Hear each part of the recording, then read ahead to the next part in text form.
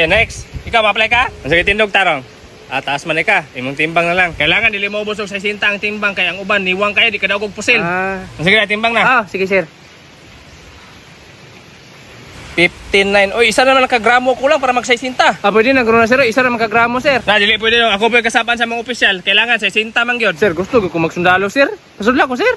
Dili lagi pwede kay wa ka abot 60 imong timbang. Pasudlon ti ka, ako pa matanggal. Sige na, next. Kinsa na may sunod? Dang, ano man ka diha dang?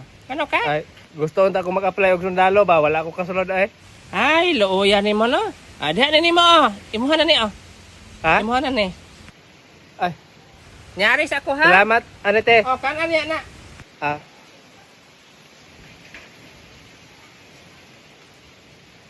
Pili kulang ko sa kagramo.